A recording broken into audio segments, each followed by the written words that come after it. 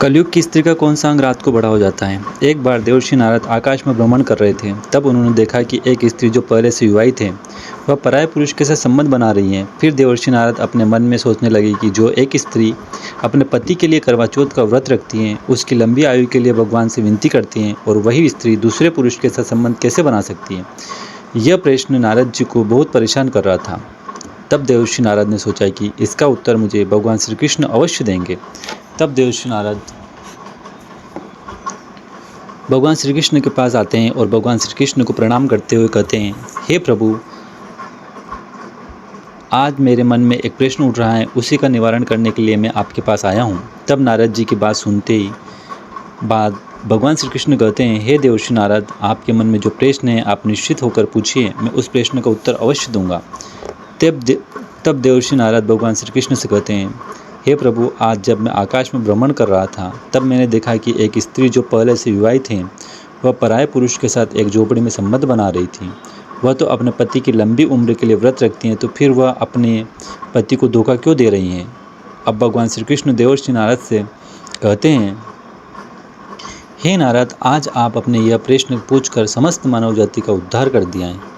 वास्तव में यह प्रश्न बहुत ही ज्ञानवर्धक है। मैं आपको इस प्रश्न का उत्तर एक अत्यंत महत्वपूर्ण कथा के माध्यम से देता हूँ, परंतु आपको इस कथा को शुरू से लेकर अंत तक पूरा सुनना होगा, तभी आपको यह रहस्य समझ में आएगा।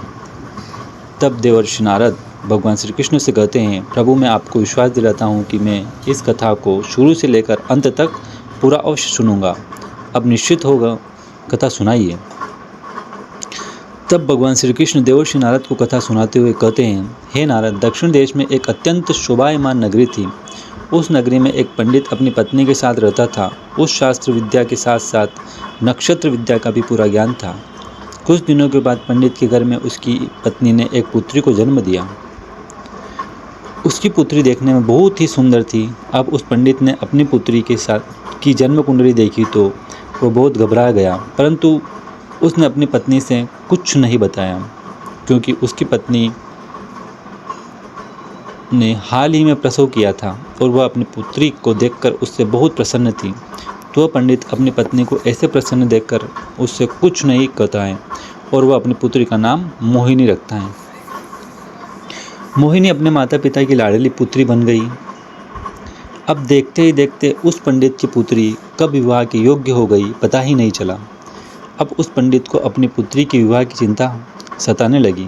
वह पंडित अपनी पुत्री की जन्म कुंडली को देखकर बहुत घबराया था, क्योंकि उसकी जन्म कुंडली में एक बहुत बड़ा दोष था। इसलिए वह अपनी पुत्री का विवाह किसी से भी करने से डर रहा था। जब भी उस पंडित की पत्नी अपनी पुत्री की विवाह के बारे में बात करती तो वह पंडित बात को टाल देता था, क्योंकि उस पुत्री की कुंडली में ऐसा दोष था कि जो भी उसकी पुत्री से विवाह करेगा उसकी 2 से 3 साल के भीतर ही मृत्यु हो जाएगी। इस वजह से वह पंडित अपनी पुत्री का विवाह किसी को भी करने से डर रहा था। उस पंडित की पत्नी को इसके बारे में कुछ भी पता नहीं था। अब ऐसे ही कुछ दिन बीत गए। फिर पंडित की पुत्री को देखकर गांव और मोहल्ले के लोग भी अब उस पंडित की पत्नी को ताना देने लगे। एक दिन पंडित की पत्नी को शांता नाम की एक स्त्री ने अपने पास बुलाया और उससे कहा, बहन, तुम अपनी पुत्री मोहिनी का विवाह क्यों नहीं कर रही हो। मोहल्ले के लोग तुम्हारे पति को बहुत ही भला बुरा बोलते रहते हैं कि एक जवान बेटी को घर पर बिठा रखा है, उसका विवाह भी नहीं कर रहे हैं। तब वह पंडित की पत्नी बोली, बहन, मैं अपने पति से कई बार कह चुकी हूँ कि अपनी पुत्री का विवाह अब हमें कर देना चाहिए, परंतु जब भी मैं मेरे पति से अपनी पुत्री के विवाह के बारे में बात करती हूँ तब वह मेरी बात को टाल देते हैं। बहन, आज मैं अपनी पुत्री के विवाह की बात अपने पति से अवश्य करूँगी। अब इतना कहकर पंडित की पत्नी वहाँ से चली गई और जाकर अपने घर में गुस्से में काम करने लगी। थोड़ी देर के बाद जब पंडित वहाँ पर आया तब वह उस पर क्रोधित होकर बोली, सुनिए जी, अब मैं कुछ भी नहीं सुनना चाहती हूँ। अब आप हमारी पुत्री का विवाह करना ही होगा। आसपास के लोग अब हमें ताना देने लगे हैं कि एक जवान बेटी को घर में बिठा रखा है। अब वह पंडित अपनी पत्नी से कैसे कहता है कि उसकी पुत्री जिससे विवाह करेगी उसकी मृत्यु हो जाएगी। पत्नी की बात सुनने के बाद पंडित को भी लगा चलो अब अपनी बेटी का विवाह कर देते हैं और उसके लायक एक वर को ढूंढते हैं। फिर क्या था, कुछ दिनों बाद उस पंडित ने अपनी पुत्री का विवाह कर दिया। विवाह के बाद उसकी पुत्री का जीवन कुछ दिनों तक तो सही चला, परंतु कुछ दिनों के बाद ही उसके पति की मृत्यु हो गई। जब यह बात उस पंडित और उसकी पत्नी को पता चली तो पंडित को तो पहले से ही पता था कि मेरी पुत्री जिससे विवाह करेगी उसकी मृत्यु अवश्य हो जाएगी, परंतु अभी भी उस पंडित ने अपनी पत्नी को यह बात नहीं बताई। अब पति के बिना उस पंडित की पुत्री का ससुराल में कोई नहीं था, इसलिए वह अपने पिता के घर आ गई। कुछ दिनों के बाद पत्नी के कहने पर फिर से पंडित ने उसके लायक वर ढूंढा, फिर से उसका विवाह कर दिया। वैसे ही कुछ दिन पंडित की पुत्री का जीवन अच्छे से व्यतीत हुआ, परंतु कुछ समय के बाद फिर से पंडित की पुत्री का पति मर गया। अब जब 2 बार यह हो चुका था तो तीसरी बार उसकी पत्नी ने अपनी पुत्री का विवाह तीसरी जगह कराया। तो जब विवाह हो गया और पंडित की पुत्री अपने ससुराल को जाने लगी, तब पंडित ने अपनी पुत्री से कहा, हे पुत्री, आज से तुम यह समझ लेना कि तुम्हारे माता पिता अब इस दुनिया में नहीं है। अब तुम जहाँ जाओगी, जहाँ रही वो वहीं पर रहना और अपने पति का ध्यान रखना। अब अपने पिता की ऐसी बातें जब उसकी पुत्री ने सुनी तो वह सुनकर दंग रह गई। साथ में वह पंडित की पत्नी भी दंग रह गई। उसे समझ नहीं आया कि आखिर उसके पति ने ऐसा क्यों कहा। जब उस पंडित की पुत्री अपने ससुराल चली गई तब उसकी पत्नी ने अपने पति से पूछा, हे प्रिय, आपने अपनी पुत्री से ऐसा क्यों कहा। अब वह पंडित अपनी पत्नी को अपनी पुत्री की कुंडली के बारे में बताना तो नहीं चाहता था, परंतु पत्नी के बार बार पूछे जाने पर उसने अपनी पत्नी से कहा, हे प्रिय, जब हमारी पुत्री का जन्म हुआ था तब मैंने अपनी पुत्री की जन्म कुंडली देखी थी। उसके नक्षत्र उसके विवाह के प्रतिकूल थे। उसकी जन्म कुंडली में दोष था। हमारी पुत्री विवाह जिससे भी होगा वह 2 से 3 साल के भीतर ही मर जाएगा। उससे पहले भी उसकी मृत्यु हो सकती है। प्रिय, अब हमारी उम्र भी हो चुकी है। हम अपनी पुत्री को कब तक बिठाकर खिलाते रहेंगे। कल को हम ना रहे तो हमारी पुत्री यहाँ क्या करेगी। अगर अपने ससुराल में रहेगी तो क्या पता, भगवान की कृपा हुई तो उसे शायद बाल बच्चे हो जाएं, तो वह बड़े आराम से के साथ अपना जीवन यापन अपने ससुराल में व्यतीत करेगी। अपने पति की बात सुनने के बाद उस पंडित की पत्नी को अपने ऊपर बहुत शर्म आने लगी। मैं अपने पति से कितना बड़ा भला कहा करती थी, परंतु उन्होंने हमारी पुत्री का भला ही चाहा, इसलिए उसका विवाह किसी से नहीं करना चाहते थे। मेरी गलती के कारण 2 लोगों की जान चली गई। अब कुछ समय बीतने के बाद इधर उस पंडित की पुत्री को विवाह के 3 साल हो चुके थे। उन 3 सालों में उस पंडित की पुत्री को 2 पुत्र हुए। बड़े पुत्र का नाम गोपाल था और छोटे पुत्र का नाम नंद किशोर था। अब ऐसे ही समय बीतता रहा तो परंतु एक दिन ऐसा समय आया कि अचानक ही उनके पिता की मृत्यु हो गई। अब उसके तीसरे पति की मृत्यु हो गई। इस वजह से वह पंडित की पुत्री बहुत परेशान हुई। अब वह अपनी दोनों संतानों के साथ ही अपने घर पर अपने बच्चों का पेट पालने लगी, क्योंकि उसके पिता ने उसे मायके आने से मना कर दिया था। इस वजह से वह अपने पिता के घर पर भी नहीं जा सकती थी। अब वह अपने बच्चों का पेट पालती हैं। कुछ समय बाद उस पंडित की पुत्री के जो पुत्र थे वह बड़े हो चुके थे और अपने कार्य को स्वयं करने लगे थे। बड़ा वाला बेटा गोपाल अब एक व्यापारी बन चुका था और शहर में उसका खुद का एक व्यापार था। गोपाल का एक बहुत ही अच्छा दोस्त था, उसका नाम समीर था। वह उसके बगल वाले गांव में रहता था। गोपाल का छोटा भाई नंद किशोर अब भी पढ़ाई कर रहा था। जब गोपाल बड़ा हो गया और अपने पैरों पर खड़ा हुआ गया तो उसकी माँ ने उसके विवाह के पास के गांव की एक लड़की जिसका नाम मीनाक्षी था उससे कर दिया। मीनाक्षी बहुत ही शर्मीली लड़की थी। वह जितनी शर्मीली थी उतनी ही रूपमती थी। गोपाल की पत्नी बनने के सारे गुण मीनाक्षी के अंदर विद्यमान थे। मीनाक्षी जिस गांव से थी उसी गांव में समीर रहता था। जब गोपाल की शादी हुई तो कुछ दिनों के बाद गोपाल फिर से व्यापार के सिलसिले में अपनी पत्नी मीनाक्षी को गांव में अपनी मां की सेवा के लिए छोड़कर शहर अपने व्यापार को संभालने के लिए चला गया। गोपाल यह समझता था कि अभी उसका छोटा भाई पढ़ रहा है, इसलिए उसकी पढ़ाई में कोई विघ्न ना हो।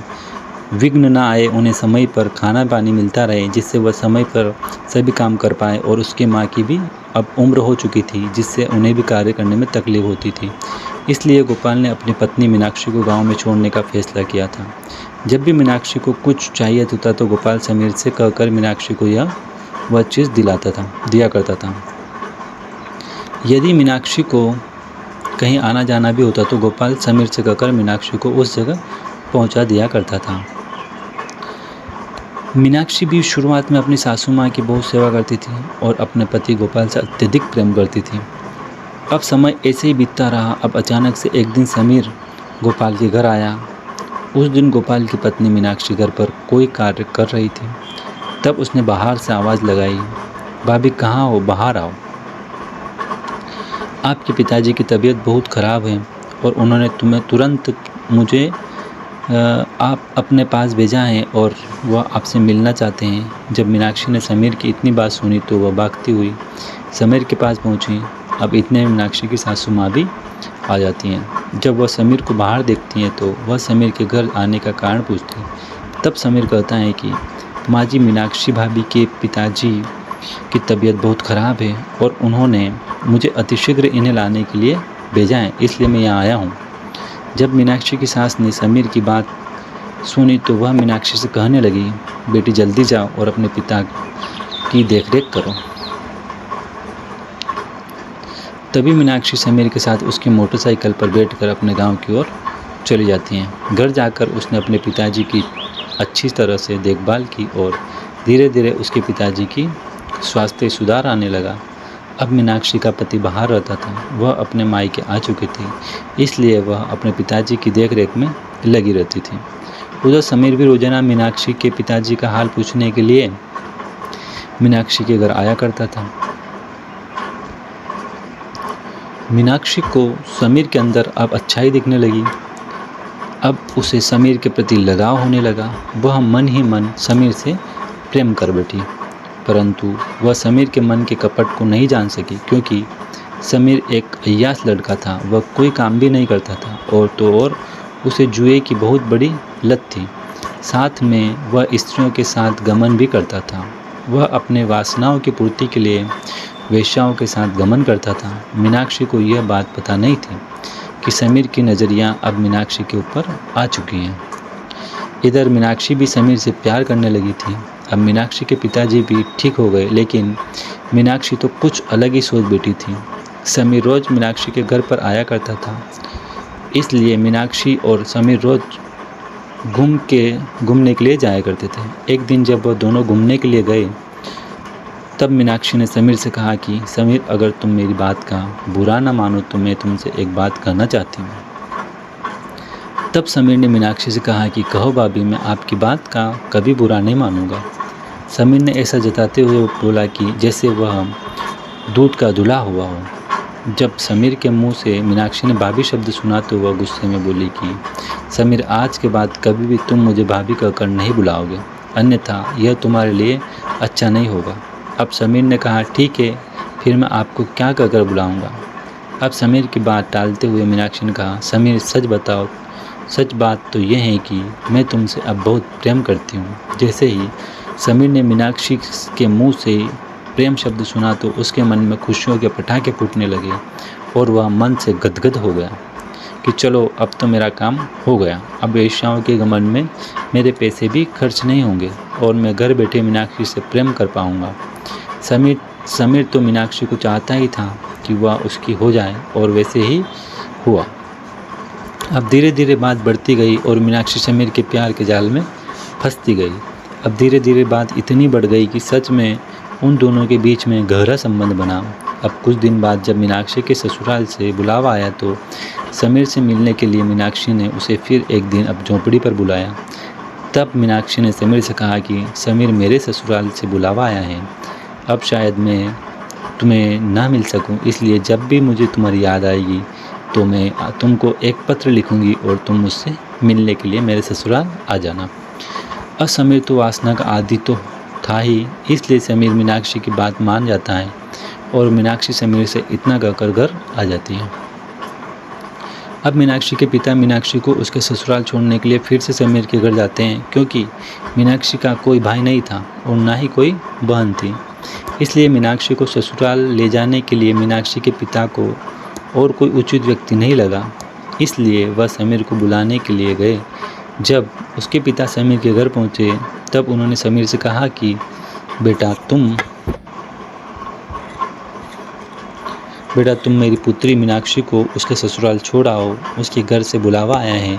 जब समीर ने मीनाक्षी के पिता के मुंह से यह बात सुनी तब उसने कहा कि ठीक है पिताजी, मैं मीनाक्षी को उसके ससुराल छोड़ दूंगा। अब क्या था, समीर मीनाक्षी को उसके ससुराल छोड़ आता है और मीनाक्षी अपने ससुराल चली जाती है। जैसे ही 2-3 दिन बीतते हैं तो अब मीनाक्षी को समीर की बहुत याद आती है, क्योंकि वह जब अपने घर पर थी तो वह रोज़ झोंपड़ी में समीर से मिलने के लिए जाया करती थी। इसलिए तब वह वासना की पूर्ति के लिए समीर को पाना चाहती थी।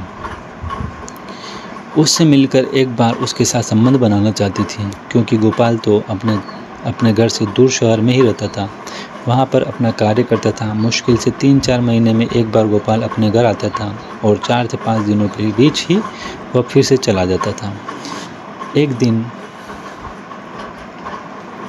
एक दिन जब मीनाक्षी से रहा नहीं गया तो मीनाक्षी ने समीर को एक खत लिखा। मीनाक्षी ने उस खत में लिखा कि समीर, मुझे तुम्हारी बहुत याद आ रही है। मुझे ऐसा लगता है कि मैं अब तुम्हारे बिना नहीं रह सकती, इसलिए आज तुम मुझसे मिलने के लिए मेरे घर आ जाओ। अब क्या था, जब समीर को मीनाक्षी का खत मिला तो वह फ़ौरन मीनाक्षी से मिलने के लिए चल दिया। अब समीर और मीनाक्षी दोनों साथ साथ घूमने के लिए चल दिए। मीनाक्षी की सास को यह सब पसंद नहीं आ रहा था कि उसकी बहू किसी पराये पुरुष के साथ ससुराल में ही घूमे। अपने मायके में घूमती तो बात अलग थी, परंतु वह ससुराल में ही किसी पर पुरुष के साथ घूम रही थी, वह उसे बिल्कुल भी अच्छा नहीं लग रहा था। समीर भी मीनाक्षी से मिलकर चला जाता और फिर से 3-4 दिन बाद वापस आता है। जब यह घटना 6 से 7 बार हुई तब उसकी सास ने एक दिन मीनाक्षी से कहा, मीनाक्षी, ऐसा नहीं चलेगा। जब तक मेरा पुत्र अब घर पर नहीं आ जाता तब तक तुम घर पर किसी को नहीं बुला सकती, चाहे वह तुम्हारे मायके से आने वाले हो या तुम्हारे पिताजी हो या फिर कोई और। अब मीनाक्षी ने जब अपनी सास की इतनी बात सुनी तो वह बहुत क्रोधित हुई, लेकिन वह कुछ नहीं बोल सकी। अब अगले दिन मीनाक्षी ने समीर को खत लिखा कि समीर, अब तुम मुझसे मिलने के लिए कुछ दिन बाद आना, क्योंकि मेरी सास को अब मुझ पर शक होने लगा है। जब मेरी सास घर पर नहीं रहा करेगी तो मैं ही तुमको बुलाऊंगी। उधर समीर भी अपनी काम वासनाओं को रोक नहीं पा रहा था और इस बीच मीनाक्षी की सास एक दिन कुछ दिनों के लिए तीर्थ स्थल पर चली जाती है। फिर क्या था, अब तो मीनाक्षी को जैसे छूट ही मिल गई थी। अब वह रोज़ समीर को बुलाती और रोज़ उसके साथ संबंध रखती, और जब उसके देवर की स्कूल से छुट्टी होती तब तक वह समीर को वहाँ से वापस भेज देती। एक दिन की बात है, जब मीनाक्षी ने समीर को अपने घर पर बुला रखा था तब अचानक से मीनाक्षी का देवर नंद किशोर वहाँ पर आ जाता है। तब वह क्या देखता है कि उसकी भाभी मीनाक्षी समीर को रसोई घर में बिठाकर खाना परोस रही है। अब नंद किशोर को समीर के चरित्र के बारे में सब कुछ पता था। वह जानता था कि समीर किस प्रकार का लड़का है और वह कौन कौन से कार्य करता है। इसलिए नंद किशोर ने अपनी भाभी को कहा, भाभी, आप किसी एरे गेरे को इस प्रकार घर पर नहीं बुला सकती, और शायद आप इसके चरित्र के बारे में नहीं जानती, तभी आप इससे बड़े प्रेम से बात करती हैं, और आप इसके साथ जो घूमती हैं वह भी आप बहुत गलत करती हैं। आप इसका साथ छोड़ दो, नहीं तो मैं आपकी शिकायत भैया से कर दूंगा। जब समीर ने नंद किशोर की ऐसी बात सुनी तो वह गुस्से में वहाँ से चला गया। मीनाक्षी को अपने देवर नंद किशोर की बात पसंद नहीं आई। मीनाक्षी तुरंत भागकर बाहर गई और समीर से बोली, समीर, तुम गुस्सा मत करो, मैं नंद किशोर को सबक अवश्य सिखाऊंगी, मैं इसका बदला अवश्य लूँगी। समीर ने कहा, ठीक है मीनाक्षी, अगर तुम ऐसा कहती हो तो ठीक है, अन्यथा मैं अब यहाँ कभी भी नहीं आऊँगा। इतना कहकर समीर वहाँ से चला गया और मीनाक्षी भी घर के अंदर आ गई। अब वह सोचने लगी, अगर यह नंद किशोर घर पर रहेगा तो ज़रूर मेरे और समीर के बीच में रुकावट बनेगा। मैं एक काम करती हूँ, इस नंद किशोर को जहर देकर मार देती हूँ, तब हमारे बीच की रुकावट और कोई नहीं बनेगा। अपने मन में यह सोचकर अगले दिन जब वो खाना बना रही थी तो सबके लिए उसने खाना बाहर निकाल लिया और उसने अपने देवर नंद किशोर के लिए एक थाली में खाना बाहर निकाला और उसमें जहर मिला दिया। जब नंद किशोर ने वह खाना खाया तो उसकी उसी क्षण मृत्यु हो गई। अब कोई ये जान भी नहीं पाया कि नंद किशोर की मृत्यु कैसे हुई। नंद किशोर की माँ बहुत दुखी थी। उधर मीनाक्षी मन ही मन बहुत खुश हो रही थी कि चलो अब मेरे और समीर के बीच का कांटा मिट गया है, अब हमारे प्यार के बीच में और कोई नहीं आएगा। जब यह बात गोपाल को पता चली तो वह सब काम छोड़कर तुरंत अपने गांव लौट आया और वहां पहुंचकर जब उसने अपने भाई नंद किशोर को मृत अवस्था में देखा तो उसके प्राण पसीज गए, क्योंकि वह अपने भाई से के लिए ही तो बाहर रह रहा था ताकि उसको अच्छी शिक्षा दे सके, उन्हें अच्छा खाना दे सके। इसलिए उसने अपनी पत्नी को भी घर पर ही छोड़ रखा था ताकि उन्हें खाना ना बनाना पड़े, घर का काम ना करना पड़े और वह अपने भविष्य की चिंता करें, अपनी पढ़ाई पर ध्यान। लेकिन उसका भाई तो अब मर चुका था। कुछ दिन गोपाल अपने घर पर रुकता है और कुछ दिनों बाद फिर से गोपाल अपनी पत्नी मीनाक्षी को छोड़कर पुनः व्यापार के लिए चला जाता है शहर। अब मीनाक्षी फिर से वही प्रक्रिया दोहराती है। कुछ दिन ऐसे ही बीतते हैं तो मीनाक्षी की सास ने मीनाक्षी से कह दिया कि देख मीनाक्षी, हमारे घर पर यह सब नहीं चलेगा। अगर दोबारा ऐसा कुछ हुआ तो मैं तुम्हारी यह बात गोपाल से शिकायत कर दूंगी। जब मीनाक्षी ने अपने प्रेमी समीर के बारे में ऐसा सुना तो वह भी जोर से बोली कि जाओ, जिसे बताना है बता दो, मैं किसी से नहीं डरती हूँ, मेरा कोई कुछ नहीं कर पाएगा। हाँ, मैं समीर से प्यार करती हूँ। जब मीनाक्षी की सास ने इतना मीनाक्षी के मुंह से सुना तो वह मीनाक्षी से बोली, हो सकता है मेरे पुत्र को तूने ही मारा हो। जब तू ऐसा कह सकती है तो तू मेरे पुत्र को भी मार सकती है, फिर क्या था। मीनाक्षी को फिर से गुस्सा आ गया। मीनाक्षी गुस्से में बोली कि हाँ, मैंने ही मारा है और तुम्हें भी मार दूंगी। अगर तुम मेरे और समीर के प्यार के बीच में आई तो मैं तुमको भी मार दूंगी। अचानक से एक दिन गोपाल को पता चला कि उसकी माँ की मृत्यु हो गई है। तो वह सब कुछ छोड़कर गांव चला आता है और वह देखता है कि उसकी माँ की मृत्यु हो चुकी है। जब मीनाक्षी का पति मीनाक्षी से पूछता है तो वह कुछ नहीं कहती, लेकिन गोपाल को अब मीनाक्षी के ऊपर शक हो गया था। गोपाल के बहुत पूछने के बाद मीनाक्षी सच बताती है कि मैं समीर नाम के लड़के से प्यार करती हूँ और आपके भाई और आपकी माँ मेरे प्यार के बीच में रुकावट बन रहे थे, इसलिए मैंने इनके खाने में जहर मिलाकर इनको बारी बारी से मार दिया है। हाँ, मैं समीर से प्यार करती हूँ। जैसे ही गोपाल ने अपनी पत्नी के मुंह से यह बात सुनी कि वह समीर से प्यार करती है, समीर जो कि गोपाल का एक बहुत ही अच्छा दोस्त था, फिर गोपाल ने अपनी पत्नी मीनाक्षी से कुछ नहीं कहा। वह बस अपनी पत्नी से बोला कि मीनाक्षी, जितना जल्दी हो सके तुम मेरे घर को छोड़कर अपने प्रेमी समीर के पास चली जाओ, क्योंकि वही तुम्हारे लायक है और वही अब तुम्हारी अच्छे से देखभाल करेगा। अब तो मीनाक्षी को छूट मिल गई थी। उधर समीर भी आ चुका था। वह समीर के साथ उसके घर जा पहुंची। अब कुछ दिन तो ठीक ठाक से गुजरे।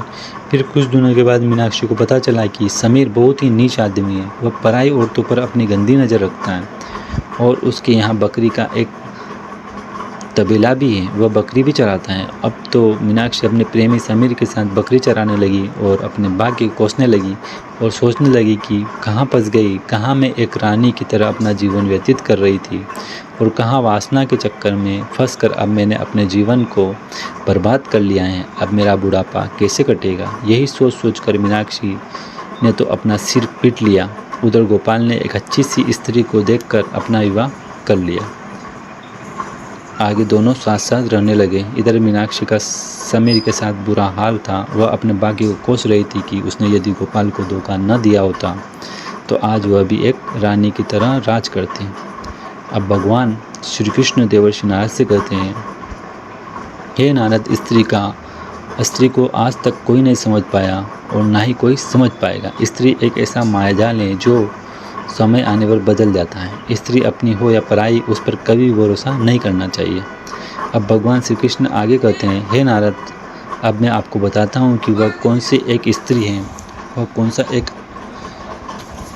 पुरुष है जिससे हमेशा दूर रहना चाहिए। ऐसी स्त्री जो पराये पुरुष के साथ संबंध रखती है, उसके साथ उठती बैठती है और अपने घर को छोड़कर दूसरों के घर पर ध्यान देती है, अपने को पराया और पराये को अपना समझती हैं, तो ऐसी स्त्री से हमेशा बचकर रहना चाहिए। ऐसी स्त्री अवश्य ही किसी ऐसे जाल में फंसा देगी जहाँ से निकल पाना अत्यंत कठिन हो जाता है। अब मैं आपको बताता हूँ कि स्त्री का वह कौन सा अंग है जो रात को बड़ा हो जाता है। तो उस अंग का नाम है आँख की पुतली, या एक ऐसा अंग है जो सोने के बाद बड़ा हो जाता है। स्त्री की आँख की रेटिना एक ऐसा अंग है जो रात के समय बड़ी हो जाती है।